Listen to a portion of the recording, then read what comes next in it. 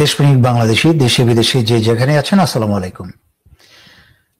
ছোট একটি বাংলাদেশে ভারতের মতো একটা আগ্রাসী প্রতিবেশীর এতগুলা দূতাবাস থাকার প্রয়োজন কি?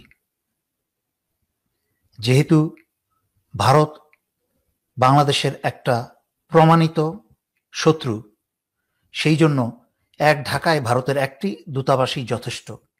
রাজশাহী, চিটাগাং এবং অন্য কোথাও যদি থেকে থাকে, সেই সকল ভারতীয় দূতাবাস আস্তে আস্তে সবগুলো বাতিল করতে হবে, বন্ধ করে দিতে হবে।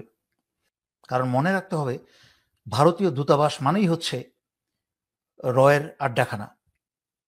বাংলাদেশ থেকে এই ভারতীয় রকে বিদায় করতে হলে ঢাকা ছাড়া বাকি সব ভারতীয় দূতাবাস বন্ধ করতে হবে। গত জুলাই আগস্টে প্রায় 1500 ছাত্রছাত্রী জনতা জীবন দিয়ে শুধু বাংলাদেশকেই স্বাধীন করে নাই, বরং তারা ভারতের গলাকে নামিয়েছে, ভারতের মাথাকে নত করতে বাধ্য করেছে। বাংলাদেশের ইতিহাসে কখনোই ভারত এত নতজানু হয়ে বাংলাদেশের সাথে কথা বলতে আসে নাই।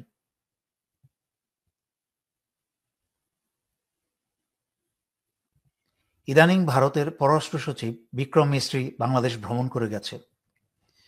বাংলাদেশে কি আলোচনা হয়েছে কি না হয়েছে তা বাংলাদেশের জনগণ জানেন, এবং বাংলাদেশের মাঝখানে এটা একটা বড় ঘটনা ছিল না, মোটেই কোনো বড় ঘটনা ছিল না। বাংলাদেশের মানুষ, এমনকি বাংলাদেশের বর্তমান যে সরকার, সেই সরকারের মাঝখানেও কোনো আহামরি কোনো নড়াচড়া দেখা যায়নি, বা তেমন একটা আগ্রহ দেখা যায়নি ভারতের কোনো প্রতিনিধি বাংলাদেশে ভ্রমণ করতে আসছে বলে। কিন্তু বিক্রম মিস্ত্রি বাংলাদেশ ভ্রমণ শেষে ভারতে যাওয়ার পরে ভারতে যেন তাদের ঈদের আনন্দ বইছে। বিক্রম মিস্ত্রিকে ভারতীয় সংসদীয় কমিটির শশী থারুরের মতো শক্তিশালী একজন এমপি তাকে প্রশ্ন করে, তার দলবল সহকারে বিভিন্ন প্রশ্ন করেছে, এবং বাংলাদেশে কি কি আলোচনা হয়েছে তাদের জন্য একটা বিরাট গুরুত্বপূর্ণ এবং একটা আনন্দের বিষয়। এবং পরবর্তীতে শশী থারুর বা তার কমিটি পুরা পার্লামেন্টকে সেটা নিয়ে ব্রিফ করে। এটা ভারতের জন্য একটা এতটাই বিশাল একটা সংবাদ বা বিষয়, তাতেই বোঝা যায় বাংলাদেশ ভারতের জন্য কতটা গুরুত্বপূর্ণ, এবং বাংলাদেশকে হারিয়ে ভারত কতটাই দুশ্চিন্তাগ্রস্ত। এটা যদি সম্ভব হয়েছে এই 1500 ছাত্রছাত্রী জনতার জীবনদানে, এবং বর্তমানে প্রধান উপদেষ্টা প্রফেসর ইউনূস পরিচালিত যে সরকার, তাদের কারণেই সম্ভব হয়েছে।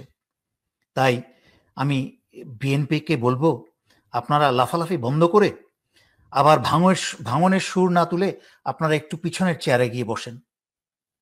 ক্ষমতায় পাগল হওয়ার সময় এখন নয়, এখন জাতিকে ঐক্যবদ্ধ থাকতে হবে। এই জাতির একতার কারণেই কিন্তু ভারতকে সামনে রাখা যাচ্ছে, এবং ভারতের সামনে মাথা উঁচু করে সম্মানের সাথে দেশের স্বাধীনতা সার্বভৌমত্ব অটুট রেখে ভারতের সাথে কথা বলা যাচ্ছে। নয়তো এই 53টা বছর বাংলাদেশ সবসময় ভারতের কাছে হুজুর হুজুর করে এসেছে। আগামীতে আমরা পচে যাওয়া, নষ্ট হওয়া বুড়াদোড়া রাজনীতিবিদদেরকে আর আমরা চাই না। আমরা চাই নতুন প্রজন্মের, দেশপ্রেমে ভরা, রক্ত গরম এই নতুন প্রজন্মের ছেলেমেয়েরা এই দেশকে এগিয়ে নিয়ে যাক। এই বিক্রম মিস্ত্রি বলেছে, হাসিনার বক্তব্য ভারত সমর্থন করে না। দেখেন এদের চরিত্র, মুখে এক কথা, কাজে আরেক। একটা দেশের পলাতক কোনো রাজনৈতিক ব্যক্তিকে যেই দেশে জায়গা দেয়, সেই দেশে বসে ওই পলাতক রাজনৈতিক ব্যক্তির কোনো বক্তব্য রাখার আন্তর্জাতিক আইনে নিষেধ, আইন নেই। তারা সেখানে হাসিনার মুখ বন্ধ না করে তারা উল্টা বক্তব্য দিচ্ছে যে হাসিনার বক্তব্যকে তারা সমর্থন করে না। আমাদের প্রশ্ন হচ্ছে, হাসিনা বক্তব্য দিচ্ছে কি করে? সেখানেই তো ভারত আন্তর্জাতিক অপরাধ করছে। তাই বাংলাদেশের সাথে ভবিষ্যতে কোনো আলোচনায় বসার আগে নিশ্চিত করতে হবে ভারতে বসে হাসিনা যেন কোনো মিডিয়াতে কোথাও কোনো বক্তব্য না রাখতে পারে, সেই নিশ্চয়তা ভারতকে দিয়ে তারপরে বাংলাদেশে আসতে হবে বাংলাদেশের সাথে কোনো আলোচনা করতে। মুখে ভারত অনেক নতজানু হয়ে অনেক ভদ্রভাবে অনেক কথাই বলছে, মনে রাখতে হবে এই চাণক্য নীতির ভারত কখনোই সভ্য হবে না। এরা সারা জীবন অসভ্য ছিল, এরা অসভ্যই থেকে যাবে। যতদিন পর্যন্ত মোগলরা শাসন করেছে এই ভারত ছিল সভ্য উন্নত এক জাতি। যখনই মোগলদের পরে এই হিন্দুত্ববাদ ভারতের ক্ষমতা দখল করেছে, ভারত দিনে দিনে ফকির হচ্ছে এবং অসভ্য হচ্ছে। তার একটা উদাহরণ দেখুন।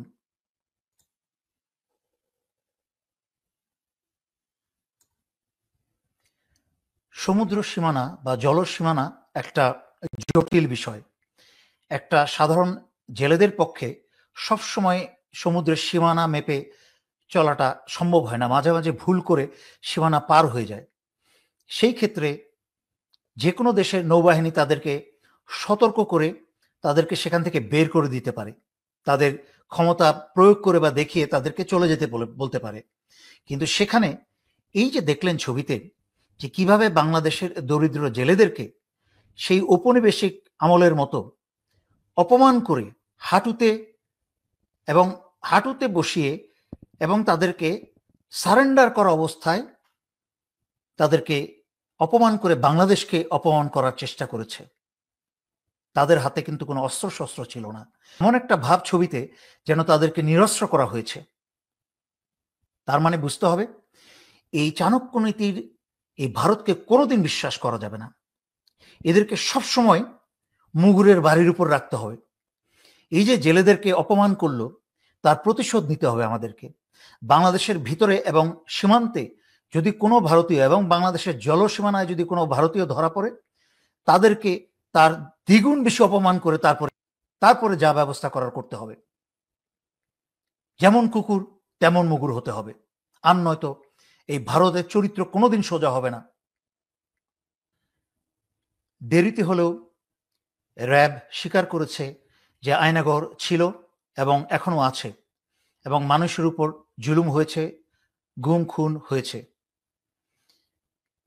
এখন সময় ডিজিএফআই এবং এনএসআই তাদের সামনে এগিয়ে জনতার কাছে ক্ষমা চাওয়া এবং স্বীকার করা যে আয়নাঘর ছিল, আয়নাঘরে নিজস্ব অন্যান্য বেসামরিক জনগণকে তো গুম করে সেই আয়নাঘরে নেওয়া হয়েছে, অত্যাচার করা হয়েছে, অনেকেই হত্যা করা হয়েছে। তার উপরে সামরিক বাহিনীর অফিসারদেরকেও এবং অন্যান্য সদস্যদেরকেও গুম করে তাদের উপর অত্যাচার করা হয়েছে। এখন ডিজিএফআই এনএসআইকে স্বীকার করতে হবে। স্বীকার করার পরে ক্ষমা চাওয়ার পরে তারপরে বিচার প্রক্রিয়া দ্রুত শুরু করতে হবে। এখন আসুক র্যাবের কথা। র্যাবকে এই বিএনপি র্যাবের তৈরি করেছিল ভালো উদ্দেশ্যে। আওয়ামী লীগের তৈরি করা বাংলা ভাইকে বা তদানীন্তন যে জেএমবি এদেরকে ধ্বংস করার জন্য। এই জেএমবি ছিল আওয়ামী লীগের তৈরি করা, যেটা আমাদের কর্নেল শহীদ গুলজার উনি সফল হয়েছিলেন এই আওয়ামী জঙ্গিদের মোকাবেলা করতে। সেই জন্যই আওয়ামী লীগ এবং ভারত মিলে কর্নেল গুলজার এবং ৫৭ জন বীর শহীদ সেনাকে জঘন্যভাবে হত্যা করেছে। তাই আমাদের বিএনপি যেই ভুল করেছে এই সরকারের পদক্ষেপ নিতে হবে সেই ভুল সংশোধনের। তা হচ্ছে র্যাবকে সম্পূর্ণরূপে বাতিল করতে হবে। র্যাবকে বাতিল করে সারা বছরের বাজেটে যেই পয়সাটা র্যাবের পিছনে খরচ করা হয় সেই পয়সাটা, সেই অর্থটাকে ব্যবহার করা হোক বাংলাদেশ পুলিশকে উন্নত করার জন্য এবং বাংলাদেশ পুলিশের সৎ চরিত্র গঠনের জন্য। যেই সব অস্ত্রশস্ত্র র্যাবে আছে এবং পুলিশে আছে তা যুদ্ধে ব্যবহার করা যায়, যেসব অস্ত্রশস্ত্র বা সামরিক বাহিনী যেসব অস্ত্রশস্ত্র ব্যবহার করার কথা সেই সব অস্ত্রশস্ত্র র্যাবকে বাতিল করার পর থেকে র্যাব থেকে এবং পুলিশ থেকে সেই সকল ভারী অস্ত্র সশস্ত্র বাহিনীর কাছে হস্তান্তর করতে হবে। কারণ যেই সকল বাহিনী আভ্যন্তরীণ শৃঙ্খলা রক্ষার জন্য পুলিশ এবং অন্যান্য বাহিনী যারা আছে, আইন শৃঙ্খলা রক্ষাকারী বাহিনী, তাদের হাতে কখনোই সামরিক অস্ত্র থাকার কথা না। সামরিক অস্ত্র তাদের হাতে থাকা মানেই হচ্ছে জনগণকে হত্যা করার জন্য ব্যবহার করা, যা অতীতে হয়েছে এবং ইদানিং গত জুলাই আগস্টে হয়েছে। সেই সব অস্ত্র ব্যবহার করে 1500 বা তার চেয়ে বেশি ছাত্রছাত্রী জনতাকে হত্যা করা হয়েছে। তাই এখনই সময় র্যাবকে বাতিল করে এবং র্যাব ও পুলিশ থেকে সকল ভারী অস্ত্র সশস্ত্র বাহিনীকে হস্তান্তর করা। ইদানিং চোখে পড়ল নাটোরে সহকারী ভূমি কমিশনার কৃষ্ণচন্দ্র ইসকনকে জমি বিক্রি করেছে বা জমি দিয়েছে, যা গত 16 বছর ধরে শুধু বাংলাদেশের এই কৃষ্ণচন্দ্র না, আওয়ামী যত কৃষ্ণচন্দ্র মানে তথাকথিত আওয়ামী যত ভারতীয় চাকর ছিল, তারা সবাই মিলে বহু জমি এবং বাংলাদেশের জনগণের সম্পদ এই ইসকনের হাতে তুলে দিয়েছে।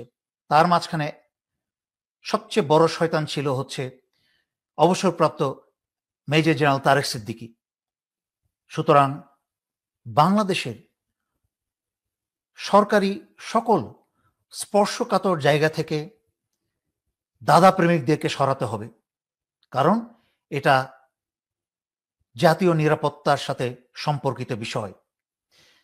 বাংলাদেশের জাতীয় নিরাপত্তা রক্ষার স্বার্থে বাংলাদেশের সকল সরকারি ও বেসরকারি স্পর্শকাতর স্থান থেকে দাদা প্রেমিকদেরকে দ্রুত সরাতে হবে, এই স্বাধীনতা এবং সার্বভৌমত্বকে অক্ষুণ্ণ রাখতে। সর্বশেষে আমি ইদানিং খেয়াল করছি এই উপদেষ্টা সরকারের বেশ কিছু ব্যক্তি প্রায়শই উল্লেখ করে থাকেন প্রাক্তন প্রধানমন্ত্রী, মানে হাসিনাকে বোঝাতে প্রাক্তন প্রধানমন্ত্রী বলছে। একজন প্রধানমন্ত্রী যখন সম্মানের সাথে রাজনৈতিক পালাবদল হয় এবং নতুন প্রধানমন্ত্রী আসে, তখন প্রাক্তন প্রধানমন্ত্রী বলা শোভা পায়, তা একটা কূটনৈতিক ভাষার মধ্যে পড়ে। কিন্তু একটা সন্ত্রাসী, স্বৈরাচার, খুনি বাংলাদেশে গণহত্যা চালিয়ে বাংলাদেশের থেকে hundreds of billions of dollar চুরি করে বিদেশে পাচার করে এবং আরো অনেক ধরনের অপরাধ করে যখন দেশ ছেড়ে পালিয়ে যায়, তাকে বলতে হবে পলাতক স্বৈরাচার বা পলাতক খুনি। তাকে যে আগ বাড়িয়ে চোরকে এবং খুনিকে সম্মান দেখাতে গিয়ে যে প্রাক্তন প্রধানমন্ত্রী বলবে, বুঝে নিতে হবে সে আওয়ামী লীগ এবং হাসিনার ও ভারতের বেনিফিশিয়ারি, বা আওয়ামী লীগ, হাসিনা ও ভারতের সুবিধাপ্রাপ্ত ব্যক্তি। আমরা রক্তের বিনিময়ে যে বাংলাদেশের স্বাধীনতা আমরা আবার পেয়েছি, সেই বাংলাদেশে ভারতীয় ও আওয়ামী আর কোনো সুবিধাবাদীকে স্থান দেওয়া যাবে না। সুতরাং চলুন সমগ্র বাংলাদেশী আমরা একতাবদ্ধ থাকি।